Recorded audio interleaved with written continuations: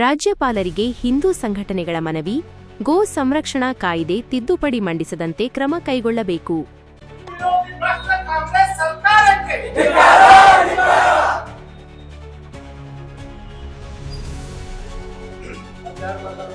ರಾಜ್ಯ ಸರ್ಕಾರವು ಕರ್ನಾಟಕ ಜಾನುವಾರು ಹತ್ಯೆ ಪ್ರತಿಬಂಧಕ ಹಾಗೂ ಸಂರಕ್ಷಣಾ ಕಾಯ್ದೆ 2020ರ ಸೆಕ್ಷನ್ 8(4)ಕ್ಕೆ ತಿದ್ದುಪಡಿ ಮಾಡುವ ನಿರ್ಧಾರ ಕೈಗೊಂಡಿರುವ ಹಿನ್ನೆಲೆಯಲ್ಲಿ ಹಿಂದೂ ಸಮಾಜದ ಪ್ರತಿನಿಧಿಗಳು ರಾಜ್ಯಪಾಲರಿಗೆ ಮನವಿ ಸಲ್ಲಿಸಿದ್ದಾರೆ.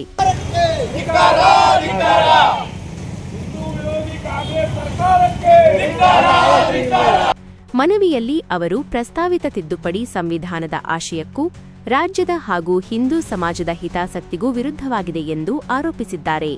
ಸರ್ಕಾರವು ಗೋ ಸಂರಕ್ಷಣಾ ಕಾಯ್ದೆಯನ್ನು ದುರ್ಬಲಗೊಳಿಸುವ ಪ್ರಯತ್ನ ಮಾಡುತ್ತಿದ್ದು, ಇದರಿಂದ ಗೋ ಹತ್ಯೆ ಹಾಗೂ ಕ್ರೂರ ಸಾಗಾಟ ಹೆಚ್ಚಾಗುವ ಭೀತಿಯಿದೆ ಎಂದು ಅವರು ತಿಳಿಸಿದ್ದಾರೆ. ಜಾನುವಾರುಗಳನ್ನು ಕ್ರೂರವಾಗಿ ಒಂದರ ಮೇಲೊಂದು ತುಂಬಿ ಸಾಗಾಟ ಮಾಡುವ ಪ್ರಕರಣಗಳು ಆಗಾಗ ಬೆಳಕಿಗೆ ಬರುತ್ತಿವೆ. 2021ರಲ್ಲಿ ಕಾಯ್ದೆ ಜಾರಿಯಾದ ನಂತರ ಇಂತಹ ಪ್ರಕರಣಗಳಲ್ಲಿ ಒಂದು ಮಟ್ಟದ ನಿಯಂತ್ರಣ ಕಂಡುಬಂದಿತ್ತು. ಆದರೆ ಈಗ ಬ್ಯಾಂಕ್ ಗ್ಯಾರಂಟಿ ವಿನಾಯಿತಿ ನೀಡುವ ರೀತಿಯ ತಿದ್ದುಪಡಿ ದುಷ್ಕರ್ಮಿಗಳಿಗೆ ಬಲ ನೀಡುತ್ತದೆ ಎಂದು ಮನವಿಯಲ್ಲಿ ಉಲ್ಲೇಖಿಸಲಾಗಿದೆ. ಹಿಂದೂ ಸಂಘಟನೆಗಳು ಈ ತಿದ್ದುಪಡಿ ಸಂವಿಧಾನದ ವಿಧಿ 51(a)ಯ ಜೀವಿಗಳಿಗೆ ಕರುಣೆ ತೋರಿಸುವುದು ಭಾರತೀಯರ ಕರ್ತವ್ಯ ಎಂಬ ಆಶಯಕ್ಕೂ ವಿರುದ್ಧವಾಗಿದೆ ಎಂದು ಅಭಿಪ್ರಾಯಪಟ್ಟಿವೆ. ಗೋ ಸಂರಕ್ಷಣಾ ಕಾಯ್ದೆಯ ಉದ್ದೇಶ ಕೇವಲ ಹತ್ಯೆ ನಿಷೇಧವಲ್ಲದೆ ಸಾಗಾಟದ ಸಮಯದಲ್ಲಿ ಜಾನುವಾರುಗಳಿಗೆ ಆಗುವ ಹಿಂಸೆ ತಪ್ಪಿಸುವುದೂ ಆಗಿದೆ ಎಂದು ಅವರು ಹೇಳಿದರು. ಕಾಯ್ದೆ ದುರ್ಬಲಗೊಳ್ಳುವುದರಿಂದ ರಾಜ್ಯದಲ್ಲಿ ಅಶಾಂತಿ ಮತ್ತು ಅರಾಜಕತೆ ಉಂಟಾಗುವ ಸಾಧ್ಯತೆಯಿದೆ ಎಂದು ಮನವಿಯಲ್ಲಿ ಎಚ್ಚರಿಸಲಾಗಿದ್ದು, ರಾಜ್ಯಪಾಲರು ತಮ್ಮ ಸಂವಿಧಾನಾತ್ಮಕ ಅಧಿಕಾರವನ್ನು ಉಪಯೋಗಿಸಿ ತಿದ್ದುಪಡಿ ಬಿಲ್ಲನ್ನು ವಿಧಾನಸಭೆಯಲ್ಲಿ ಮಂಡಿಸದಂತೆ ಕ್ರಮ ಕೈಗೊಳ್ಳಬೇಕು ಎಂದು ಆಗ್ರಹಿಸಲಾಗಿದೆ. Public first news Kannada.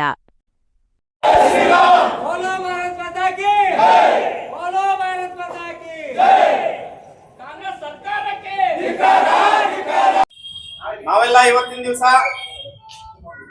ವಿಶ್ವ ಹಿಂದೂ ಪರಿಷತ್ ಬಜರಂಗ ದಳ ರಾಮದುರ್ಗ ಪ್ರಖಂಡದ ವತಿಯಿಂದ ಈ ಒಂದು ಲಕ್ಷ್ಮೀ ವೆಂಕಟೇಶ್ವರ ದೇವಸ್ಥಾನದಿಂದ ಮಿನಿ ವಿಧಾನಸೌಧದವರೆಗೂ ಇವತ್ತಿರ್ತಕ್ಕಂತಹ ಹಿಂದೂ ವಿರೋಧಿ ಕಾಂಗ್ರೆಸ್ ಸರ್ಕಾರ ಏನು 2020ರಲ್ಲಿ ಅವತ್ತಿನ ರಾಜ್ಯ ಸರ್ಕಾರ ಜಾರಿಗೆ ತಂದಿರತಕ್ಕಂತಹ ಗೋ ಹತ್ಯಾ ಕಾನೂನಿನಲ್ಲಿ ಹಿಂದೂ ವಿರೋಧಿ ವಿಚಾರಗಳನ್ನ ಸಡಿಲಿಕೆ ಮಾಡಬೇಕು ಅಂತ ಹೇಳಿ ಏನು ಮಾಧ್ಯಮದ ಮುಖಾಂತರ ಒಂದು ವರದಿಯನ್ನ ನೀಡಿದೆ. ಅದನ್ನ ವಿರೋಧಿಸಿ ಕಳೆದ ಸೋಮವಾರ ವಿಶ್ವ ಹಿಂದೂ ಪರಿಷತ್ ಗೋರಕ್ಷಾ ವಿಭಾಗ ಕರ್ನಾಟಕದ ವತಿಯಿಂದ ರಾಜ್ಯಾದ್ಯಂತ ಸಾಕಷ್ಟು ಕಡೆಗಳಲ್ಲಿ ಪ್ರತಿಭಟನೆಗಳು ನಡೆದಿದೆ. ಆ ಒಂದು ಭಾಗವಾಗಿ ವಿಶ್ವ ಹಿಂದೂ ಪರಿಷತ್ ರಾಮದುರ್ಗ ಪ್ರಖಂಡದ ವತಿಯಿಂದ ಇವತ್ತಿನ ದಿವಸ ಲಕ್ಷ್ಮೀ ವೆಂಕಟೇಶ್ವರ ದೇವಸ್ಥಾನದ ಪ್ರಧಾನ ಅರ್ಚಕರಾದಂತಹ ಶ್ರೀಯುತ ಲಲ್ಲುದಾಸ್ ಮಹಾರಾಜ್ ಅವರ ಒಂದು ಮಾರ್ಗದರ್ಶನದಲ್ಲಿ ಹಾಗೂ ನಮ್ಮ ಪರಿಷತ್ ಹಿರಿಯರ ಒಂದು ಮಾರ್ಗದರ್ಶನದಲ್ಲಿ ಇವತ್ತಿನ ದಿವಸ ಈ ಒಂದು ಪ್ರತಿಭಟನಾ ರ್ಯಾಲಿಯನ್ನ ಹಮ್ಮಿಕೊಂಡಿದ್ದೀವಿ.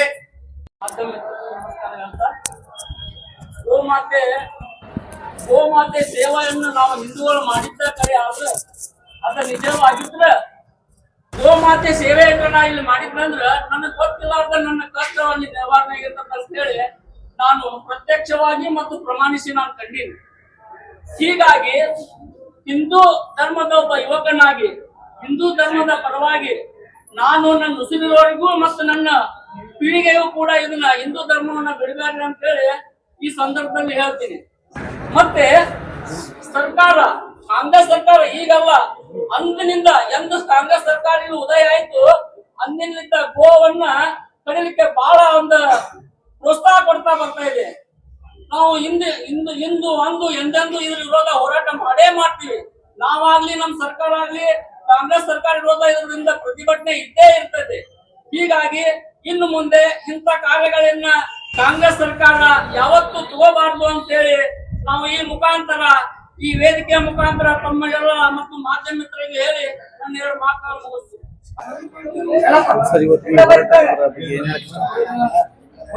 ವಿಶ್ವ ಹಿಂದೂ ಪರಿಷತ್ ಹಾಗೂ ಬಜರಂಗ ದಳ ಹಮ್ಮಿಕೊಂಡಿರ್ತಕ್ಕಂಥ ಈ ರ್ಯಾಲಿ ಇದು ಸೀಮಿತವಾಗಿ ರಾಮದುರ್ಗಕ್ಕೆ ಸಂಬಂಧಪಟ್ಟಿರ್ತಕ್ಕಂಥದ್ದಲ್ಲ, ಇಡೀ ದೇಶವ್ಯಾಪ್ತಿ ಸಂಬಂಧಪಟ್ಟಿರ್ತಕ್ಕಂಥ ವಿಷಯವಾಗಿದ್ದು, ಯಾರು ಈ ಗೋವನ್ನು ರಕ್ಷಣೆ ಮಾಡ್ತಿರ್ತಕ್ಕಂಥ ಹಿಂದೂಗಳು ನಾವೆಲ್ಲರೂ ಒಗ್ಗಟ್ಟಾಗಿ ಒಂದಾಗಿ ಇದನ್ನು ನೆರವೇರಿಸ್ತಾ ಇದ್ರೆ ಮುಂದಿನ ದಿನಮಾನಗಳಲ್ಲಿ ತೊಂದರೆ ಕಟ್ಟಿಟ್ಟು ಬುದ್ಧಿ ಅಂತ ನಾನು ಭಾವಿಸ್ತಾ ಇದ್ದೇನೆ.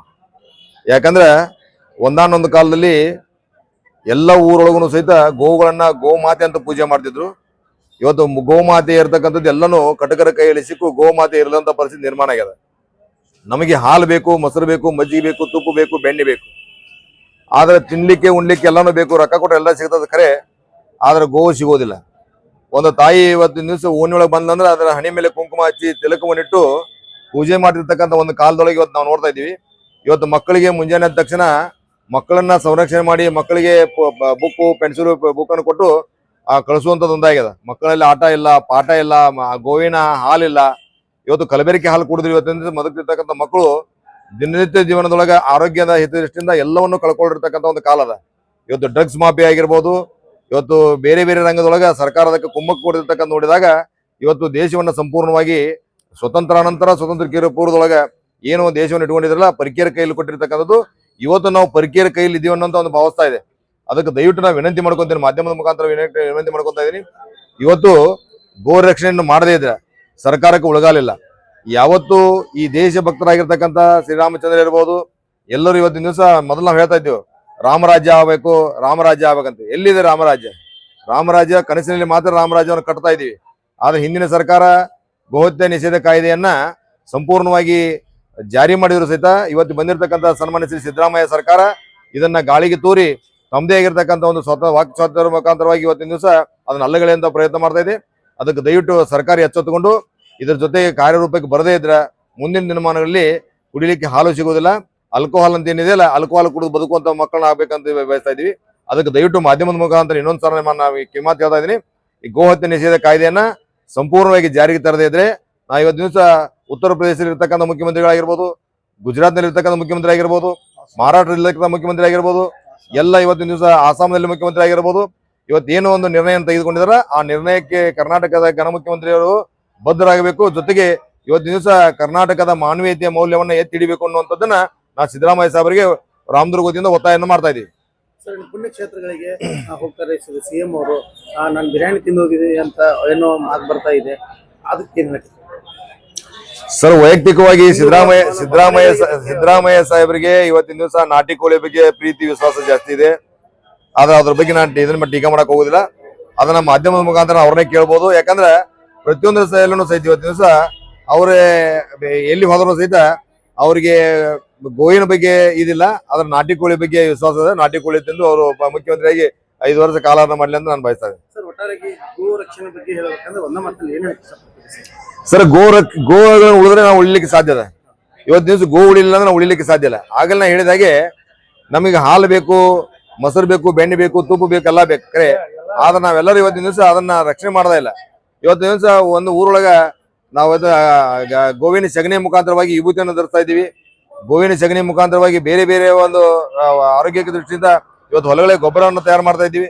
ಇವತ್ತು ಅದೆಲ್ಲ ಇಲ್ಲದಂತ ಪರಿಸ್ಥಿತಿ ಒಳಗೆ ಇವತ್ತು ರಾಸಾಯನಿಕ ಗೊಬ್ಬರವನ್ನು ಹಾಕೋದ್ರ ಮುಖಾಂತರವಾಗಿ ಸಂಪೂರ್ಣವಾಗಿ ಆರೋಗ್ಯವನ್ನು ಹದಗೆಡಿಸುವಂತ ಪರಿಸ್ಥಿತಿ.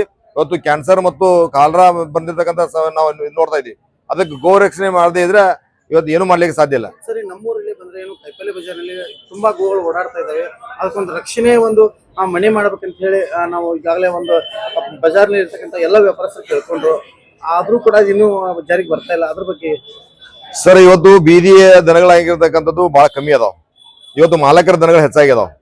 ಮಾಲಕರು ಅದನ್ನ ಪುರಸಭೆ ಮುಖಾಂತರವಾಗಿ ಮಾಲಕರಿಗೆ ಎಚ್ಚರಿಕೆಯನ್ನು ಕೊಡೋದ್ರ ಮುಖಾಂತರವಾಗಿ ಅವರಿಗೆ ಕಟ್ಟುನಿಟ್ಟಿನ ಒಂದು ಕ್ರಮ ತೆಗೆದುಕೊಂಡ್ರೆ ಒಳ್ಳೇದಾಗ್ತದೆ. ಒಂದು ಅದಾಗ್ಲೇ ಇದ್ದಾರೆ ಸಹಿತ ಅದಕ್ಕೂ ನಾವು ಹೋರಾಟವನ್ನು ಮಾಡಿ ಅದು ಯಾರು ಮಾಲಕರಿದಾರಲ್ಲ ಮಾಲಕರಿಗೆ ಒಪ್ಪಿಸುವಂತ ಕೆಲಸ ಮಾಡ್ತೀವಿ. ಒಂದ್ ವೇಳೆ ಅವ್ರ ಮಾಲಕರ ಅಕಸ್ಮಾತ್ ಅದಕ್ಕೆ ಒಗ್ಗದೇ ಇದ್ರೆ ಆ ಗೋಗಳನ್ನ ನಾವು ಸಂಪೂರ್ಣವಾಗಿ ಬೇರೆ ಕಡೆಗೆ ರವಾನೆ ಮಾಡ್ಲಿಕ್ಕೆ ನಾವು ತಯಾರಿದ್ದೀವಿ ಅಂತ ಹೇಳಿಕ್ಕೆ ಇಷ್ಟಪಡ್ತೇವೆ.